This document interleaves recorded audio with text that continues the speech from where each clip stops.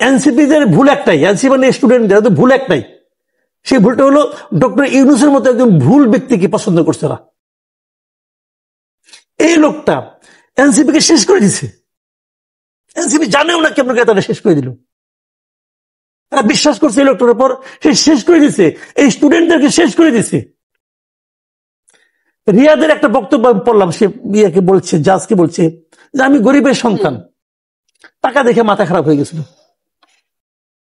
যদি ধনীর সন্তান হয়, ধরেন আমি ধনীর সন্তান অথবা ধরেন ও ধনীর সন্তান, তো ওর ধনী পিতা কি ওরা লাখ লাখ টাকা দেয় প্রতিদিন? দেয় না। কিন্তু ধনী লোক তার সন্তানের কাছে 1000 টাকা দিলে হিসাব নেয় টাকাটা কই খরচ করছো, কারণ তার সন্তানকে সে বখে যেতে দিতে চায় না।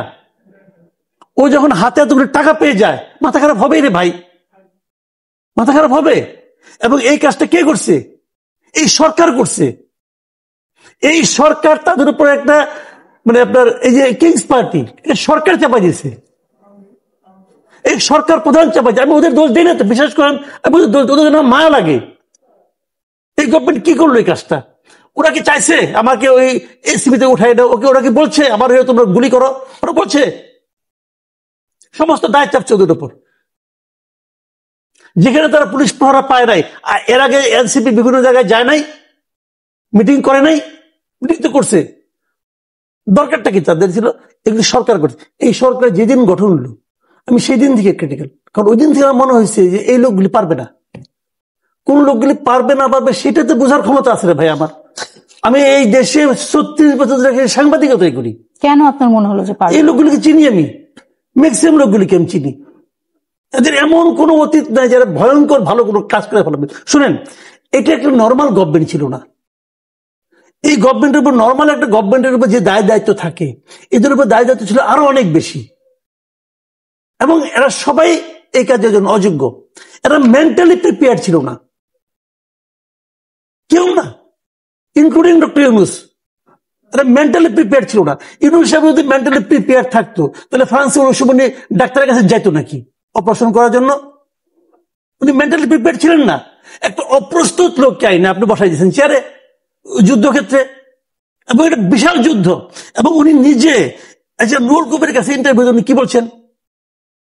উনি বলছেন ওনারা এই কাজটা জানেন না, এটা ওনাদের ফিল্ড না, দেখি করতে করতে শিখবো, বলেন নাই? বলছেন। এবং উনি বলছেন অন্য যারা কারা কি করতেছে, আমি তো ভালো মতো বিষয়টা বুঝি না, তো ওনাদের আমি কি ভুল ধরবো? বুঝলেন? তার মানে উনি করতে করতে শিখ, তার মানে উনি একটা এক্সপেরিমেন্ট করতেছে, ট্রায়াল এন্ড এরর বেসিসে উনি যাবেন। দেশ নিয়ে এটা হয়? পৃথিবীর কোন একটা সরকার যদি এই কথাগুলি বলে? মাসুদ কামাল, আপনার মতে কি কারা অল্টারনেটিভ ছিলেন? যারা অল্টারনেটিভ কে ছিলেন? অন্যদের ট্রাই করি না, আমি নাম বলে কারে বিপদে ফেলবো? প্রস্তুত তো কেউই ছিলেন না। প্রস্তুত কি কারণে থাকবে না? একটা আন্দোলন ছিল তো, এই আন্দোলনের মধ্যে অনেকেই ছিল, উনি ছিলেন না।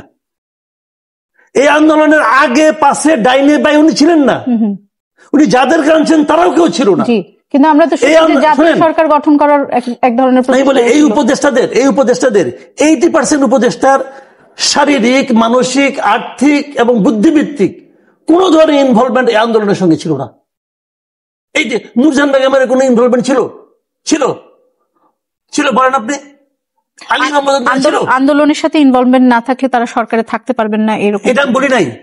কিন্তু এটা হলো এমন একটা সরকার যারা আপনার একটা লক্ষ্য নিয়ে মাঠে নামছে, যাদের মধ্যে চেতনা, সেই চেতনা তো ধারণ করতে হবে।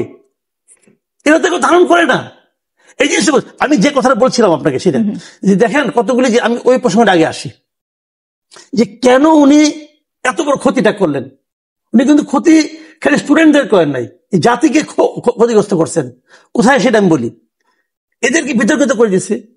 দেখেন উনি আসলে কার লোক বলেন তো? উনি হলো পশ্চিমা বিশ্বের লোক। এবং পশ্চিমা বিশ্বের সবচেয়ে ভয় পায় কি? তারা ভয় পায় ইয়াং জেনারেশনের আপরাইজিংকে। মনে নাই ফিলিস্তিনিদের পক্ষে যাওয়ার জন্য আমেরিকাতে এই স্টুডেন্টদের কি করছে তারা? কামাল, এখানে যদি আমি একটু থামাই আপনাকে, এই যে আপনি বললেন যে উনি হচ্ছেন পশ্চিমা বিশ্বের লোক, সেটি কি একটা কারণ ছিল যে ওনাকে এই পদে তখন বসানো হয়েছিল? কারণ তখন সবাই ভয় পেয়েছিলেন যে আওয়ামী লীগের পতনের পরে যে পশ্চিমা চাপ আসবে সেটি সামলাতে উনি পারবেন না। না না তা না, আমি ওই প্রসঙ্গটা পরে আসতেছি, আগে এটা আমি শেষ করি, এই ধারাবাহিকতা আমি শেষ করি। উনি কিন্তু ওই কাজটাই করছেন যে ইয়াং জেনারেশন যেন আগামীতে কোনো আন্দোলন করতে না পারে, এই কাজটা শেষ করে দিছে।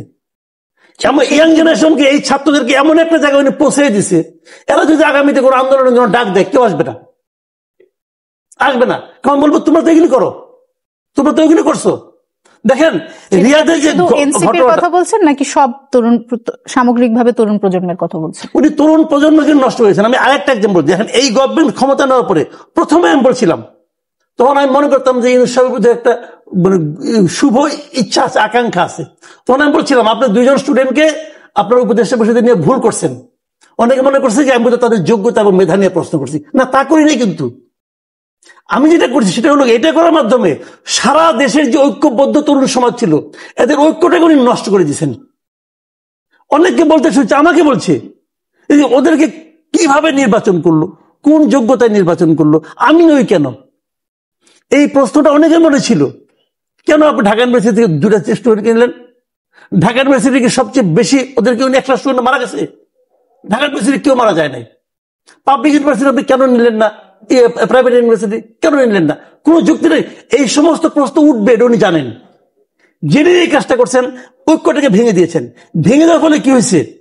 কেউ মন্ত্রী হয়েছে, অন্যরা যারা মন্ত্রী হতে পারে নাই তারা বলতে আমি মন্ত্রণালয়ে যাই, যে আমি তদবির করি। কেউ ভাবছে মন্ত্রণালয়ের মধ্যে যাওয়ার সুযোগ নাই, আমি আমার এলাকায় থাকি, এখানে আমি এই কাজগুলি করি, তদবির করি। শুরু হয়ে গেছে। যারা তদবির করতে পারছে তারা টাকা পাইছে, যারা করতে পারে নাই তারা আবার নিজেদের মধ্যে একজন ঈর্ষা কাজ করছে, যে আমি তো সমন্বয় হইতে পারলাম না, হইলে তো আমি এগুলি পারতাম। এই যে বিষয়গুলো পুরো জিনিসটাকে তছনছ করে দিচ্ছে। যদি উনি না দিতেন, না নিয়ে বলতেন তোমরা সমন্বয় একটা মিলে একটা কমিটি বানাও, তোমরা জনগণের পালসকে ফিল করবা, করে আমাদেরকে জানাবা, এবং আমরা সেটা যদি বাস্তবায়ন না করতে পারি আমাদেরকে চাপ দিবা, তোমাদের সঙ্গে আমরা প্রতি মাসে 2 বার করে বসবো, তাহলে হতো একটা জিনিস। সেই কাজটা করে নাই। তাদেরকে নিয়ে একজনকে একটা মন্ত্রণালয়ে আপনি বলছেন যে সরকারে ছাত্রদের প্রতিনিধি নেওয়াটা একটি ভুল সিদ্ধান্ত ছিল। একদম শুরু থেকে বলতেছি। ওইটা করে কিন্তু আমরা পুরো দেশের ছাত্র ঐক্যটাকে তারা একদম ধ্বংস করে দিছে। এই ছাত্ররা হতে পারত। সেটা কি ডক্টর মোহাম্মদ ইউনূসের সিদ্ধান্ত ছিল? অবশ্যই। উনি বুদ্ধিমান লোক, বুঝবেন না, আপনার কাইটা চলে যাবে, আপনি বুঝবেন না। এই ভুলকে যদি এটি ধরে নেই যে এটি ভুল, এটি কি উনি না বুঝে করেছেন নাকি বুঝে করেছেন? আমি তখন মনে করেছিলাম না বুঝে করছেন। এখন ওটা কর্মকাণ্ড থেকে বুঝি উনি খুবই যে বলে না মেটিকুলাস ডিজাইন করছে, এটা ওটা মেটিকুলাস ডিজাইন। সেটা উনি কেন করবেন জনাব? এটা কেন করবেন ওনাকে জিজ্ঞেস করেন, আমি কেমন করবো? আপনি তো বলছেন যে উনি বুঝে করেছেন। আমি তো বলছি আপনার এই ধারণার পিছে কোনো কারণ আছে? আমি তো বলছি এটা পশ্চিমা বিশ্বের একটা মেটিকুলাস ডিজাইন, যে ইয়াং জেনারেশনকে শেষ করে দাও, পলিটিক্যাল পার্টিকে শেষ করে। বলি আপনাকে শোনেন, এই যে বিএনপির বিরুদ্ধে 92% বলছেন চাঁদাবাজি, মারামারি, হুড়াহুড়ি করে, এটা থামানোর দায়িত্ব কার? বিএনপি কি ভাই কোন ক্যাডার ভিত্তিক হয় নাকি, রাজনীতি হয় নাকি? একটা বললো সবাই দাঁড়াও, সবাই দাঁড়াবে, এই পার্টি তো বিএনপির না। এটা থামানোর দায়িত্ব গভর্নমেন্টের। বিএনপিকে আপনি দায়ী করতে পারবেন তখন যখন নাকি গভর্নমেন্ট কাউকে অ্যারেস্ট করলে বিএনপি তার বিরুদ্ধে মিছিল করবে। এক্সাম্পলতে বলি, রিয়াদ এত বড় ঘটনা করছে, রিয়াদের ব্যাপারে কি এনসিপি কোনো বিবৃতি দিছে না তাকে অন্যায়ভাবে করা হয়েছে? দেয় নাই তো। যদি দিত তখন আপনি এনসিপিকে দায়ী দিতে পারতেন। তাকে তো করার সুযোগ করে দিয়েছে গভর্নমেন্ট, কইলে একটাকে আটকাইছে। বিএনপি কি এক জায়গায় বলছে যে ওই লোকটাকে তুমি কি কারণে ধরলা, কি কারণে মারলা? ধরা দায়িত্ব কার? আমার ছিনতাই হয়ে গেল, ছিনতাই করলো এনসিপি লোক, আমি কি এনসিপি কে দায়ী দিব না গভর্নমেন্টকে দায়ী দিব? যে গভর্নমেন্ট কেন ছিনতাইকারীকে আটকালো না? তো বিষয়গুলো গভর্নমেন্টের, গভর্নমেন্ট সেই দায়িত্ব পালন করছে না কেন? মানুষকে বোঝাচ্ছে যে রাজনীতিবিদরা, পলিটিক্যাল পার্টিগুলো তোমার সমস্যার সমাধান দিতে পারবে না, বিরাজনীতিকরণের একটি